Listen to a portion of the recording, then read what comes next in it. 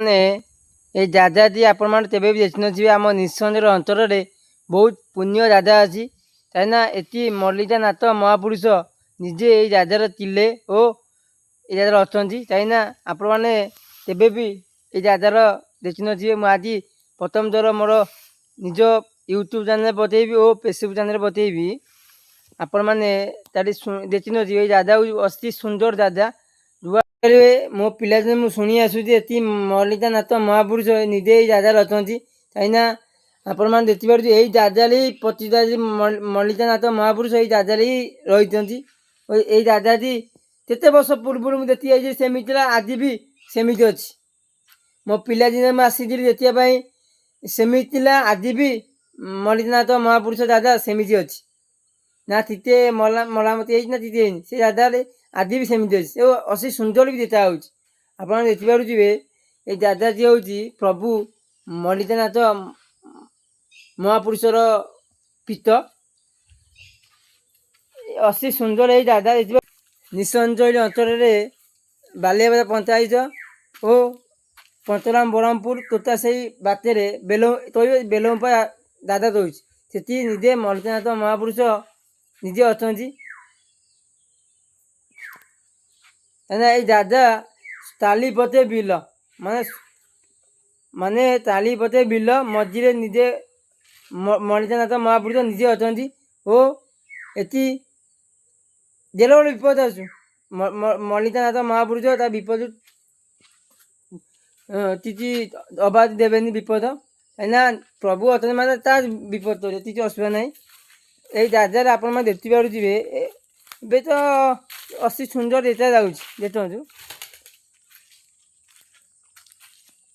ଏଇ ଜାଗାରେ ପ୍ରଭୁ ଅଛନ୍ତି। ଏଇ ଜାଗାରେ ପ୍ରତିଷ୍ଠାରେ ଏଇ ଜାଗାରେ ଏତେ ଆପଣମାନେ କେବେ ବି ଦେଖିନଥିବେ। କାହିଁକିନା ମୋ ପିଲାଦିନରେ ମଲ୍ଲିକାନାଥ ମହାପୁରୁଷ ପାଖରେ ଯେ ଆଜି ପର୍ଯ୍ୟନ୍ତ ସେ ପୋତରୀ ଅଛି। କାହିଁକିନା ମୋ ପିଲାଦିନରେ ମୋତେ 20 ବର୍ଷ, ବୋଧେ 1500 ପୂର୍ବରୁ କଥା ଦେଉଛି। କାହିଁକିନା ଆଜି 1500 ପୂର୍ବରୁ ମୁଁ ଦେଖିଯାଇଛି ଜଡ଼ିବା ସେମିତି ଅଛି, ଆଜି ବି ସେ ଜଡ଼ିଆ ସେମିତି ଅଛି। କାହିଁକିନା 1500 ପୂର୍ବରୁ ଦେଖିଥିଲେ ଜଡ଼ିଆ ସେମିତି ଅଛି, ଆଜି ବି ସେମିତି ଅଛି। କାହିଁକିନା ଏଇଟା ହେଉଛି ମଲ୍ଲିକାନାଥ ମହାପୁରୁଷ ପୀଠ। କାହିଁକିନା ଏଠି ଲୋକମାନେ କିଛି ଜାଣିନଥିଲେ ତଉଛି ମଲ୍ଲିକାନାଥ ମହାପୁରୁଷ। ଆଜି ଆପଣମାନେ ପୁରା ସିଓର କରିଦେଉଛି ପଞ୍ଚରାମ ବରହମପୁର ବାଲିଆବାଦ ପଞ୍ଚାୟତ ଓ ଆମ ନିଃସଞ୍ଚଳ ଅଞ୍ଚଳରେ ମଲ୍ଲିକାନାଥ ମହାପୁରୁଷ ଅଛନ୍ତି।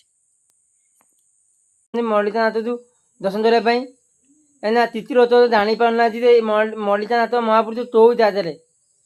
ଆପଣମାନେ ଦେଖିପାରିବେ ଆମର ପଞ୍ଚରାମ ବରହମପୁର ଓ ବାଲିଆବାଦ ପଞ୍ଚାୟତ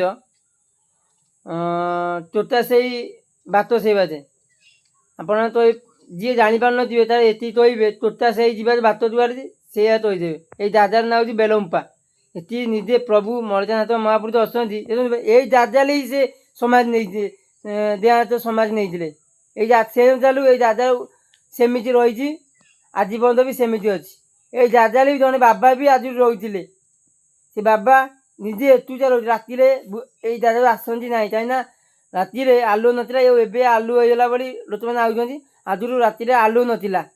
ଏଇ ଜାଗାରେ ଭୂତ ହିଁ ବାହାରେ। ଏଇ ଜାଗା ତାତ୍ର ସ୍ଥାନରେ ଭୂତ ବାହାରେ ନା, ସେପଟେ ଭୂତ ବାହାରେ।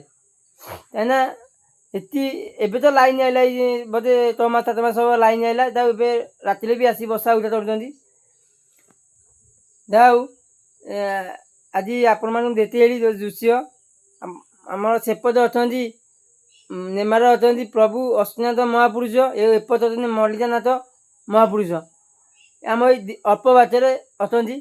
ଏ ହେଉଛି ମୋ ଧର ତିତି ଦୂରରେ ବାଟରେ ମୁଁ ବିଲେ ଚାହିଁଲେ ପଳେଇ ଆସିବି। ଆମର ମଲ୍ଲିକାନାଥ ମହାପୁରୁଷ ଅଛୁ ଦର୍ଶନ ହେଲେ ମୁଁ ବିଲେ ଆସେ, ଦର୍ଶନ ଦେବା ପାଇଁ ଆସେ। କାହିଁକିନା ଆମ ମଲ୍ଲିକାନାଥ ମହାପୁରୁଷ ଓ ମୋ ଧର ବହୁତ ଅଳ୍ପ ବାଟ ମୁଁ ଆସେ। ଆଜି ଆପଣମାନଙ୍କୁ ଏଇ ପ୍ରଭୁତ ବିଷୟରେ ମୁଁ କହିଲି। ଏଇ ଜାଗାରେ ହିଁ ପ୍ରଭୁ ଅଛନ୍ତି। ଆପଣମାନଙ୍କୁ ମୁଁ ଦେଖେଇବି ସେ ଜାଗାର ପ୍ରଭୁ କୋଉଠି ଅଛନ୍ତି। ବୁଝିପାରୁଥିବେ ଏଇ ଜାଗାଟି ହେଉଛି ଆପଣମାନେ